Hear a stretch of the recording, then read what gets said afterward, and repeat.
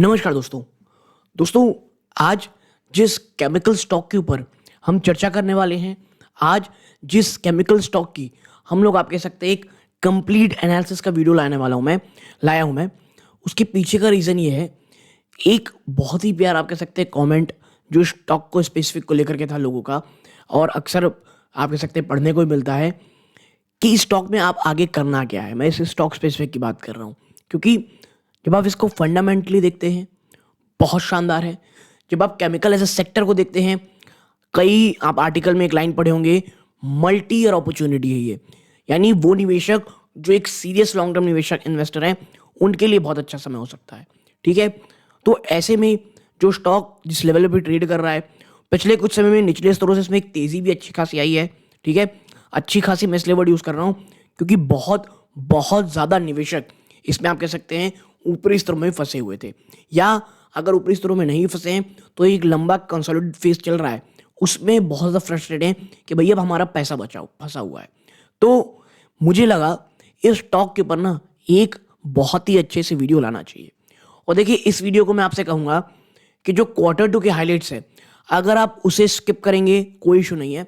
उसके बाद जो अक्सर जो मेरे वीडियो का जो एक बहुत ही इंपॉर्टेंट पार्ट होता है दोस्तों, कि हाईलाइट्स फॉर इन्वेस्टर, आप अगर डायरेक्ट वहाँ जा करके इस वीडियो को देखना चाहते हैं आप जाके देख सकते हैं, बट मैं ये आपसे कहूँगा कि प्लीज़ वो जो एक सेक्शन है ना हाईलाइट ऑफ इन्वेस्टर्स, उसे पूरा कीजिएगा, उसे पूरी तरह से देखिएगा विदाउट स्किपिंग एनी पार्ट, क्योंकि उसमें फ्यूचर को लेकर के, करंट जो चैलेंजेस को लेकर के, और एक ओवरऑल जो माइंडसेट है निवेशकों का और बड़े इन्वेस्टर्स का, वो क्या है आपको डिकोड करने में बहुत फ़ायदा होगा। ठीक है, अगर आप जो Q2 के हाईलाइट जो मैं अक्सर शेयर करता हूं उसे स्किप करेंगे कोई इशू नहीं है दोस्तों। जिन्हें Q2 के हाईलाइट देखने हैं, क्योंकि उसको देखेंगे आप तो आपको समझ में आएगा कि क्यों एक आप कह सकते हैं अंडर एप्रिशिएटेड ये Q2 के नंबर्स रहे थे, कौन से जो सेक्शन है कंपनी का। क्योंकि देखिए, एक वेल डाइवर्सिफाइड वर्टिकल में बिजनेस करती है, चाहे CDMO हो गया, स्पेशलिटी केमिकल हो गया, ऐसे बहुत सारे आप कह सकते हैं CDMO हो गया, ऐसे बहुत सारे इनके वर्टिकल्स हैं जहाँ पर कंपनी बिजनेस करती है। तो तमाम चीज़ों में चर्चा करूंगा दोस्तों। ठीक है, वीडियो को प्लीज़ अंत तक देखिए, खास करके हाईलाइट्स फॉर द इन्वेस्टर का पार्ट। लेकिन आगे बढ़ने से पहले मैं इसी तरह के वीडियोस बनाता हूं दोस्तों। यदि आप चैनल में पहली बार आए हैं, प्लीज़ सब्सक्राइब का बटन दबाइएगा। आप ऐसा करते हैं दोस्तों, चैनल की ग्रोथ होती है। और प्लीज़ ऑल नोटिफिकेशन बेल को जरूर दबाइएगा। आप ऐसा करेंगे तो तमाम जो भी मेरे वीडियोज़ होते हैं उसके हर की नोटिफिकेशन आपको नोटिफिकेशन बेल उसकी नोटिफिकेशन आपके नोटिफिकेशन बेल पे आ जाएगी दोस्तों। ठीक है, और डिस्क्लोजर, यहाँ पर कोई भी चीज़ों में चर्चा करता हूँ, जो भी आपके सामने मैं डेटा लाता हूँ, वो या तो कह सकते हो जो इन्वेस्टर प्रेजेंटेशन होता है कंपनी द्वारा, या जो अलग अलग आर्टिकल्स होते हैं वहाँ की जो इन्फॉर्मेशन अवेलेबल रहती है उसे बस कंपाइल करके आपके साथ लाने की कोशिश करता हूँ दोस्तों। यहाँ पर मेरी तरफ से कोई भी रिकमेंडेशन नहीं होती कि भाई खरीदें ना खरीदें, ये आपके ऊपर है। जब आप पूरा वीडियो देख लेंगे आप खुद आप कह सकते हैं एक्सेस किया कीजिएगा कि भाई क्या ये मेरे रिस्क रिवॉर्ड रेशियो में है कि नहीं, कितना प्रकार का पोर्टफोलियो का हिस्सा मैं स्टॉक को दे सकता हूँ या नहीं दे सकता हूँ। It's completely on you. तो इसी बात के साथ दोस्तों वीडियो के सेकंड पार्ट में चलते हैं। प्लीज़ कोई भी स्किप मत कीजिएगा पार्ट को, चलते हैं सीधा सेकंड पार्ट की तरफ। तो देखते हैं दोस्तों Q2 के हाईलाइट सबसे पहले। ठीक है, तो नवीन फ्लोरिन अपना स्टॉक का नाम है। आप देखें तो नवीन फ्लोरिन, देखिए NFIL जहाँ भी आएगा समझ जाइएगा नवीन फ्लोरिन की ही बात हो रही है। ठीक है, इसने लगभग 29% का आप कह सकते हैं एबिटा दिया है और 28% का आप कह सकते हैं प्रॉफिट आफ्टर टैक्स आया है। ठीक है, लोअर देन एस्टिमेटेड। ठीक है, due to subdued performance in specialty chemicals और कॉन्ट्रैक्ट मैन्युफैक्चरिंग जो इनका बिजनेस है Q-on-Q बेस पे। ठीक है, यानी कि भाई साहब 29% एबिटा में और 28% पैट में कमी आई है कंपनी की। ठीक है, Q-on-Q। आप देखिए, इतना ही नहीं, जब आप आगे जाएंगे तो पता चलेगा कि भाई साहब जो ग्रॉस मार्जिन है ना, ग्रॉस मार्जिन वो 57.2% में आई है, जबकि एबिटा मार्जिन जो है उसमें 150 बेसिस पॉइंट का ईयर ऑन ईयर जंप है टू 20.8%। जी हाँ, ईयर ऑन ईयर 20.8% निकल गया है, यानी 150 बेसिस पॉइंट का जंप। ठीक है, लगभग आप कह सकते हैं नवीन फ्लोरिन ने 1 बिलियन रुपीज, ठीक है, 1 बिलियन रुपीज का रेवेन्यू लॉस किया है दोस्तों due to in second quarter, due to यानी 100 करोड़ के आसपास का आप कह सकते हैं, ड्यू टू मैक्रो हेडविंड्स, यानी बिजनेस का प्रॉब्लम नहीं है, पूरा का पूरा ओवरऑल सेक्टर जो पूरा इन्वायरमेंट है मैक्रो इकोनॉमिक उसी में प्रॉब्लम है, इसलिए कंपनी लगभग इसके आसपास का 1 बिलियन रुपीस के आसपास का बिजनेस लॉस किया है। और कई ऑर्डर, सम ऑर्डर्स, कुछ ऑर्डर्स पोस्टपोनमेंट, ठीक है, पोस्टपोनमेंट ऑफ सम ऑर्डर, कुछ ऑर्डर को पोस्टपोन भी करना पड़ा है। तो आप समझ रहे होंगे कि ओवरऑल जो सेक्टर में प्रॉब्लम है वो कितनी ज्यादा है। ठीक है, बात करें at the normal level, revenue could have been 5.5 to 5.7, लगभग 550 से लेकर के 570 करोड़ रुपए, 550 से 570 करोड़ रुपए के हो सकते थे लाइन नंबर एस्टिमेट। आप देखें जो स्पेशलिटी केमिकल का सेगमेंट है उसके Q2 में जो डिसअपॉइंटमेंट देखने को मिली ना, यहाँ डिसअपॉइंटमेंट वर्ड यूज किया गया है, यानी वाकई में नंबर्स उतने ज्यादा अच्छे नहीं आए जितना बाजार को अनुमान था। ठीक है, और ऐसा क्यों हुआ तो हम देखते हैं, यहाँ पे आप देखें कि जो specialty chemical due in second quarter primary due to जो पोस्टपोनमेंट आई ना दोस्तों of sales 2 molecules from second quarter to third quarter led by production problems in Dahej. देखिए दहेज प्लांट में ना कुछ इश्यूज हैं जिसके ऊपर हम थोड़ी देर में अच्छे से चर्चा करेंगे। वहां पर कुछ इश्यूज आने के कारण एक जो आप कह सकते हैं 2 मॉलिक्यूल्स हैं दोस्तों कंपनी के प्रोडक्ट के, जो आप कह सकते हैं प्रोडक्ट हैं, उसमें कमी आई ड्यू टू दहेज प्लांट, और यही कारण है कि रेवेन्यू में कुछ झटके लगते हुए आपको दिखाई दिए। Now revenue from this is expected to occur in third quarter, और ये जो आप कह सकते हैं जो यहाँ से रेवेन्यू कमी आई है उसका जो आप कह सकते हैं भरपाई शायद थर्ड क्वार्टर में देखने को मिले। 5 नए मॉलिक्यूल्स वो भी लॉन्च किए जा रहे हैं, likely to launch in ensuing quarter. ठीक है, 5 नए मॉलिक्यूल्स भी लॉन्च किए जाएंगे ऐसा मानना है दोस्तों बाय नवीन फ्लोरिन। मैनेजमेंट इस बात को लेकर के कॉन्फिडेंट है भैया दैट जो सेगमेंट है दोस्तों ये आने वाले समय में एक हाई ग्रोथ होगा फ्यूचर में। और देखिए ये हर कोई कह रहा है, ये सिर्फ इसी सेक्टर की बात नहीं है, यानी इस कंपनी वाली बात नहीं कह रहे हैं, जो भी कंपनी इस स्पेशलिटी केमिकल सेक्टर में वो हर कोई कह रही है कि आने वाले समय में ये सेक्टर एक बहुत बहुत मजबूत प्लेयर बन के निकलेगा। आप देखें there will planned and unplanned shutdown, कुछ प्लान कुछ अनप्लान्ड शटडाउन भी कंपनी को देखने को मिले हैं इनके इन द HFO प्लांट। इस पर बात करेंगे हम लोग फर्स्ट क्वार्टर में, and the plant has now stabilise, plant अब स्टेबलाइज हो गया है। It is ramping up post July 23। इतना ही नहीं भैया भाई साहब, देखिए कंपनी आप दिख रहा होगा मैक्रो इकोनॉमिक चैलेंज है, खुद की कंपनी कुछ प्लांट्स में इश्यूज चल रहे हैं, तो बहुत सारे इश्यूज ऑलरेडी प्राइस इन हो चुके हैं।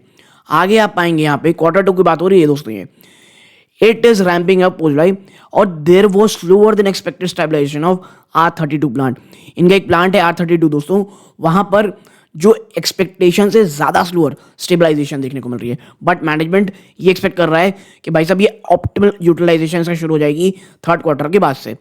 प्राइसिंग प्रेशर रेफ्रिजरेंट गैसेस में देखने को मिल रही है जो लगातार इनके आप कह सकते हैं इंपैक्ट पैदा कर रहे हैं एडवर्सली इस पूरे के पूरे सेगमेंट को।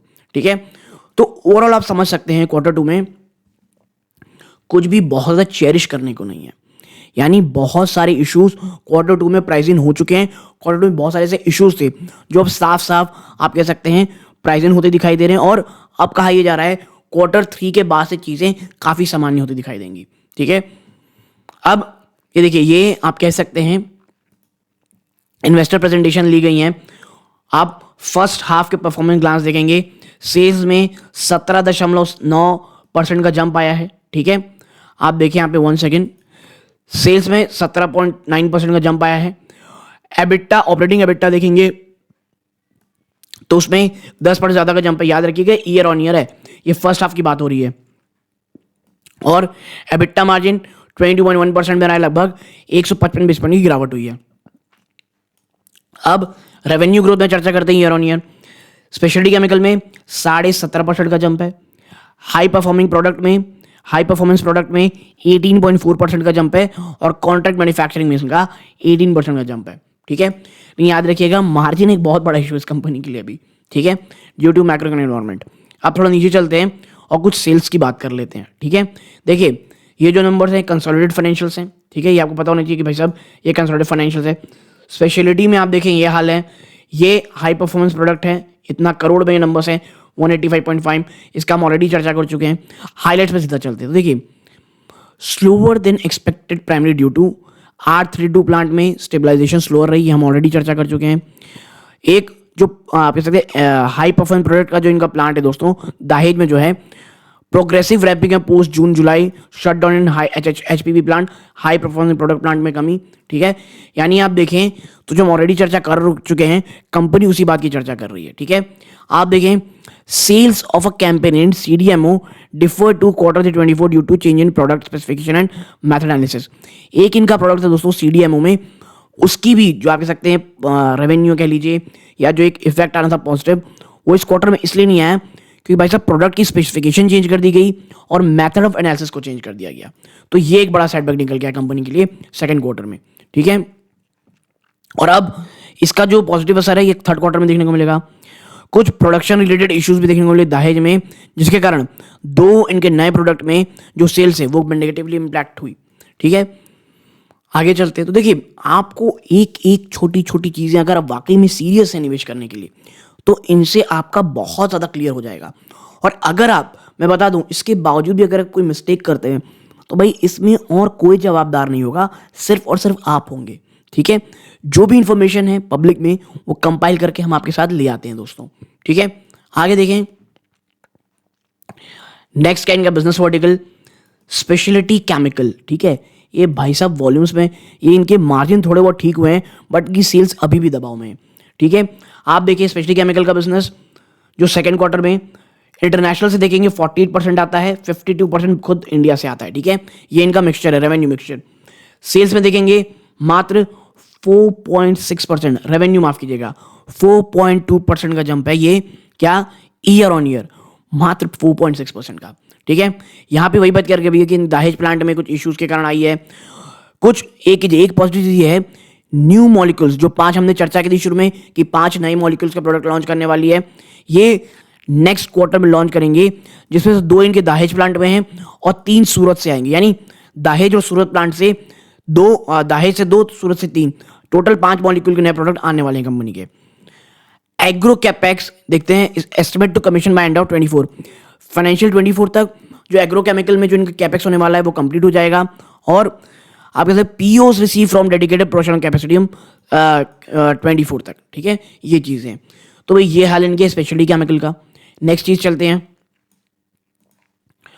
नेक्स्ट इनका प्लान क्या है भाई साहब, HPP हाई पावर प्रोडक्ट्स। ठीक है, यहां पे आप देखेंगे तो इसमें जो जंप आया है ना ईयर ऑन ईयर, ये 24% का जंप है रेवेन्यू में, 192 करोड़ से, देखिए कंसोलिडेटेड फाइनेंशियल से 192 से सीधा 238 करोड़ रुपीस। यहां पर देखेंगे इंडिया से मात्र 37% का रेवेन्यू आता है, जबकि 63% इनका इंटरनेशनली आता है। इनका देखिए R32 जो प्लांट है स्टेबलाइज्ड हुआ था मिड सितंबर में, और अपनी optimal capacity top notch capacity में आने वाले समय में ये काम करता हुआ दिखाई देगा।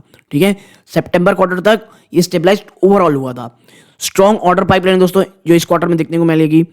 कुछ प्राइसिंग प्रेशर देखने को मिला है दोस्तों, रेफ्रिजरेंट गैस के थ्रू एक्सपोर्ट कंटिन्यूज। आप देखें जो दहेज में इनका प्लांट है ये लगातार रैंप अप कर रहा है पोस्ट जुलाई और जून के शटडाउन के बाद। ठीक है, और मैं इसीलिए कह रहा हूं भाई साहब 2 महीने तो पिछले क्वार्टर में ये चीजें बंद ही थी, जो अब इस बार शायद नंबर आपको पॉजिटिव आते हुए दिखाई दे सकते हैं। ठीक है, नेक्स्ट इनका CDMO यानी कॉन्ट्रैक्ट मैन्युफैक्चर जो ये करते हैं, यहां पर तो नेगेटिव CDMO से झटका ये लगा है कि रेवेन्यू में गिरावट हुई है -3.1% की। आप देखें 100%, जी हाँ 100% CDMO का बिजनेस का इंटरनेशनल मार्केट से आता है। ठीक है, आप देखिए यहाँ पे साफ साफ बात कही गई है कि भाई साहब जो रेवेन्यू है ना सेकंड क्वार्टर फाइनेंशियल 24 में were all from new molecules, ये नए मॉलिक्यूल्स के बिजनेस से आए हैं, और sales from a campaign different Q3। ठीक है, repeat order for 2 large molecules moved from, आप कह सकते हैं 23 to 24, 2 जो बड़े लार्ज मॉलिक्यूल्स के ऑर्डर थे वो थोड़े पुश आउट कर दिए गए हैं। Navin molecule brand was launch at CPHI event in October 23, October 2023 को, यानी सितंबर क्वार्टर के बाद के नंबर बात कर रही है। नवीन मॉलिक्यूल के नाम से एक नया ब्रांड लॉन्च किया गया दोस्तों, यानी CDMO में वो अब एक ब्रांड बनाया जा रहा है दोस्तों इनके वर्टिकल को। तो ओवरऑल Q2 के हाइलाइट्स यहाँ खत्म होते हैं। ठीक है, कुछ फ्यूचर को लेकर के बहुत अच्छी चीजें भी हमने चर्चा करने को मिली। अब जो बात करेंगे दोस्तों ये थोड़ा सा अंदरूनी बात करेंगे, यानी जो हाईलाइट्स हैं और फ्यूचर को लेकर के क्या इश्यूज हैं ये यहाँ पे मिलेंगे। क्या क्या है देखें, देखिए, और ये सबसे पहला जो पॉइंट है मेरा वो ओवरऑल केमिकल सेक्टर को लेकर के। आप देखें केमिकल सेक्टर दोस्तों, अगर आप पाएंगे 1 सेकेंड, इसको हम थोड़ा कुछ और चेंज कर देते हैं, हम इसको सपोज येलो कर देते हैं, ठीक है। आप देखें इसे मिटा देते हैं, हाँ। केमिकल सेक्टर जो है ना दोस्तों has been marred by demand and pricing headwind. Demand गायब है, जो एक प्राइसिंग अच्छी होनी थी वो भी बहुत नेगेटिव में है, ठीक है।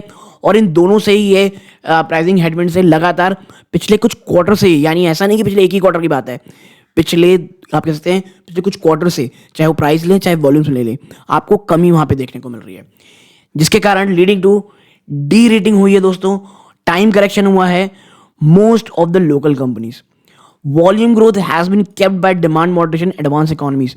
ये जो एडवांस इकोनॉमीज हैं दोस्तों, वहां पर जो कमी आई है आपके किस चीज की, डिमांड की, उसका असर साफ साफ देखने को मिल रहा है, ठीक है। खास करके कहाँ, यूरोप में। आप देखिए फर्दर जो नॉर्मलाइजेशन है दोस्तों सप्लाई चेन का पैंडेमिक के बाद, उसके कारण हुआ क्या, resulted in an adverse demand supply situation, ठीक है। अब आप देखें जो एक आप कह सकते हैं पैंडेमिक के बाद कुछ सप्लाई चेन थी दोस्तों, वो आप कह सकते हैं देखने को मिली, उसके कारण जो डिमांड सप्लाई सिचुएशन है वो एडवर्स हो गई है। और this was further accentuated by dumping from China, यानी एक तो सप्लाई चेन का इशू, डिमांड गायब, प्लस चाइना की तरफ लगातार डंपिंग आ रही है। आप समझिए कितने बड़े चैलेंजेस से ये ओवरऑल, मैं यहाँ नवीन फ्लोरिन की बात नहीं कर रहा हूँ, मैं बात है केमिकल सेक्टर की कर रहा हूँ, ठीक है। Has led to a severe destocking channel inventory from the last 2 to 3 quarter.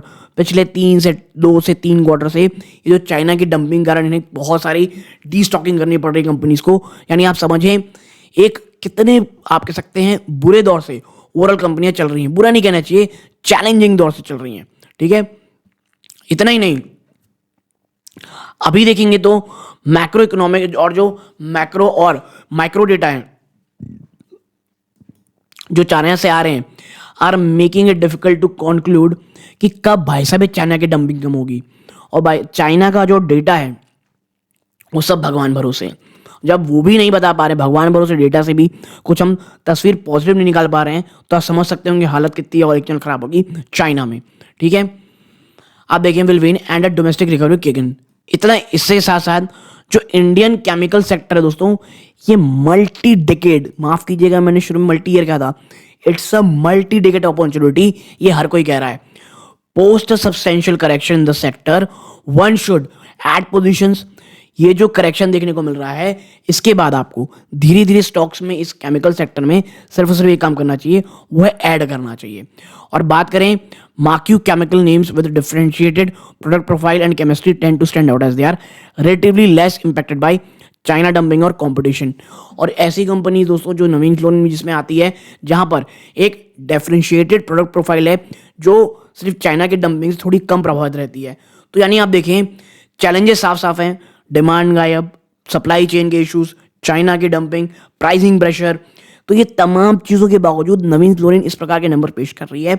और एक बात हर कोई कहेगा आपको, it's a multi decade opportunity. इसका मतलब ये नहीं है भाई साहब घर पर बेच करके पैसे लगा दो, इसका मतलब ये है कि हमें बहुत ही इत्मीनान से सोच समझ के इस स्टॉक्स में आप एक्यूमुलेशन मोड ऑन करना चाहिए, ठीक है। आगे बढ़ते हैं, अब वापस से बात करते हैं किसमें, नवीन फ्लोरिन को। देखिए नवीन फ्लोरिन का अगर देखेंगे तो ये primary differentiated from other fluorochemicals, ये अन्य फ्लोरोकेमिकल कंपनी से थोड़ी सी अलग है through its growing exposure to global innovator in the pharma side. इसका जो एक बड़ा एक्सपोजर है ना दोस्तों, ये ग्लोबल इनोवेटर की तरफ है जो फार्मा साइड से आते हैं, इसे थोड़ा अलग बनाता है। जो कंपनी है दोस्तों, ये फार्मा इनोवेटर्स को कैटर करती है, यानी फार्मा के जो बड़े बड़े इनोवेटर्स हैं वो इनको क्लाइंट होते हैं किसके थ्रू, इसके कॉन्ट्रैक्ट मैन्युफैक्चरिंग बिजनेस के through, from where it gets about 15% of sale. और इसके जो CDMO बिजनेस है उसके थ्रू कंपनी लगभग 15% का सेल्स जनरेट करती है, ठीक है। और आप देखें हियर आप कह सकते हैं the key factor addition of the 4th CGMP facility. और जिन्होंने जो चौथी ये फैसिलिटी ओपन की, इसके पीछे का कारण ये है जो कि अभी इंजीनियरिंग फेज में है। The company's recently on contract with Fermion company ने आप कह सकते हैं एक कॉन्ट्रैक्ट किया है फेर्मियोन के साथ, जो कि a Finnish CDMO player is likely to be executed through the new facility. और ये जो नई फैसिलिटी बन रही है, ये इनको जो आप कह सकते हैं पूरा काम मिला है, ये उसी नई फैसिलिटी के थ्रू ओपन होगा। And the supply agreement is for 3 year, और ये 3 साल का सप्लाई एग्रीमेंट है जो कि 2025 के आसपास शुरू होता है। जो अदर नियर टर्म अपॉर्चुनिटी आप देखेंगे तो D bottle necking of the dedicated plant for Honeywell. Company के पास जो एक डेडिकेटेड प्लांट है हनीवेल का है, वो उसके कारण एक डी बॉटल नेकिंग होगी, जो कि एक बहुत पॉजिटिव चीज है। ठीक है, इतना ही नहीं, for into an EV end market and regulatory push to the refrigerant gas business. ठीक है, कंपनी एग्जीक्यूट कर रही दोस्तों $410 मिलियन का, जी हाँ, $410 मिलियन के मल्टी ईयर कॉन्ट्रैक्ट का हनीवेल से टू सप्लाई फ्लोरोलेफेंस, माफ कीजिएगा केमिकल के नाम मैंने गलत लिए। और जिस दिन आप कह सकते हैं ये मल्टी ईयर कॉन्ट्रैक्ट मिलता है हनीवेल सप्लाई का दोस्तों, इस चीज के लिए आप देखेंगे ये कंपनी के लिए कितना बड़ा पॉजिटिव नंबर साबित हो सकता है। ठीक है, हैंस आप कह सकते हैं through multi contractual volume growth opportunity awaits through the bottlenecking, company is also working on 450 crore के कैपेक्स का to produce 40,000 ton of raw material. 40,000 ton के रॉ मटेरियल यहां देखेंगे हाइड्रोफ्लोरिक एसिड के, और जो एग्जिस्टिंग कैपेसिटी ना हाइड्रोफ्लोरिक एसिड कैपेसिटी की of companies 20,000 ton, and this material would also be used for forthcoming opportunity in EV batteries. और इतना ही नहीं, ये जो चीज है ना, ये हाइड्रोफ्लोरिक एसिड, इसका जो यूज होगा ये ईवी बैटरीज में, सोलर एनर्जी स्पेस में होगा। In the recent past the government has banned the import of completely built. और देखिए इतने नहीं, कुछ समय में जो भारत सरकार है उसने पूरी तरह से बैन कर दिया है दोस्तों बिल्ट यूनिट। ठीक है, जो completely built of air conditioner है विद रेफ्रिजरेंट्स, वो एयर कंडीशन जो रेफ्रिजरेंट के साथ आते हैं उसको बैन कर दिया है। तो आप समझ सकते होंगे, and has approved PLI scheme to promote local manufacturing of AC. Now this restriction along with the directive to mandatory use ACs in certain category of truck, यानी नवीन फ्लोरिन दोस्तों उनसे भी बहुत फायदे में रहेगा, जो आप अभी अभी सुन रहे होंगे भाई साहब ट्रकों में अब आप कह सकते हैं एसी कैबिन होना चाहिए। तो आप समझ सकते होंगे कंपनी इस चीज को लेकर के कितनी ज्यादा पॉजिटिव है। नाउ जो रेफ्रिजरेंट गैस है जो अभी बहुत ज्यादा प्राइसिंग प्रेशर में इश्यूज में, वो कितनी ज्यादा फायदे में हो सकती है। A near term factor to be watched is the segment of speciality chemical. Near term में जो एक बड़ी परेशानी सब हो सकता है वो इनका स्पेशलिटी केमिकल, जो कॉन्स्टिट्यूट करता है 45% ऑफ द सेल्स, 45% की ओवरऑल सेल्स की। और जो सेगमेंट है दोस्तों वो सिक्वेंशली Q2 2024 में ये इंपैक्ट हुई थी दोस्तों deferral of sales campaign due to plant specific reason. कुछ प्लांट स्पेसिफिक रीजंस के कारण इनके कुछ प्रोडक्ट में प्रॉब्लम आई थी दोस्तों। ठीक है, इतना ही नहीं, आप यहां देखेंगे we believe the company will be able to regain some part of lost sales in Q3 in financial 24। इतना ही नहीं, कंपनी के पास एक रोबस्ट पाइपलाइन है और प्लान कर रही दोस्तों 3 नए मॉलिक्यूल्स का Q3 में लॉन्च करने का। ठीक है, तो भाई साहब नवीन फ्लोरिन के पास ना बहुत सारे ट्रिगर्स हैं, कंपनी खराब कतई नहीं है, कंपनी के पास तमाम आप कह सकते हैं बैंडविड्थ है, तमाम प्लानिंग है, तमाम चीजें हैं जो इसे वे फॉरवर्ड दिखा सकती हैं। ठीक है, आगे देखते हैं। Navin fluorine standout due to contractual nature of समर्स business despite an adverse demand supply chain. जो डिमांड सप्लाई सिचुएशन में जो प्रॉब्लम आ रही है ना, नवीन फ्लोरिन में स्टैंड आउट इसलिए भी करता है क्योंकि जो उनका कॉन्ट्रैक्चुअल नेचर है कुछ बिजनेसेस का, जो मैंने इससे पहले बताया सीडीएमओ का, वो इसे थोड़ा आप इससे कुशन प्रोवाइड करता है या इंसुलेट रखता है इन चीजों से। While product realization have dropped in significant with raw material prices change and margin also contracted, we estimate operating margin to be meaningful in coming financial 25। यही कहने पैसा फाइनेंशियल 25 तक चीजें थोड़ी नॉर्मल होती दिखाई देंगी। ठीक है, अब बात कर ले दोस्तों एक और चीज की, वो क्या है, कॉन कॉल हाईलाइट्स। कंपनी ने जो कॉन्फ्रेंस कॉल की उसमें क्या चीजें चर्चा की, तो यहां पे उन्होंने चर्चा की भाई साहब एडजस्टिंग डिफरेंस ऑफ सेल्स। इसको मैं थोड़ा ब्लैक कर लूं, 1 सेकेंड, इसे हम ब्लैक कर लेते हैं। हाँ देखिए, adjusting deferral of sales around 1 billion rupees, जो हमने ऑलरेडी चर्चा की है भाई साहब, 1 बिलियन रुपीज का जो इनमें कमी आई थी। ठीक है, और टॉप लाइन जो कि लगभग 550 से 570 करोड़ हो सकता था, उसकी बजाय 1 बिलियन का रुपए का नुकसान हुआ है। ठीक है, आप देखिए फॉर द क्वार्टर जो नेट डेट है दोस्तों वो लगभग 7.8 बिलियन यानी 780 करोड़ रुपए में रही है। और जो ग्रॉस डेट है दोस्तों वो 12 बिलियन रुपीस में रही है। ठीक है, अब आप यहां देखें while net debt to equity है 0.43x। ठीक है, जो नेट डेट टू इक्विटी वो अभी भी 0.34x में है। यानी जो आपको डेट यहाँ बताया जा रहा है वो भी कोई इतना ज़्यादा नहीं है जो आपको परेशान करे। ठीक है, कैश कन्वर्जन जो साइकिल है फर्स्ट हाफ में वो लगभग 90 दिनों की रही है, जो कि पहले 135 दिन थी फाइनेंशियल 23 में। यानी जो कैश कन्वर्जन साइकिल है उसमें कमी आई है, विच इज़ गुड।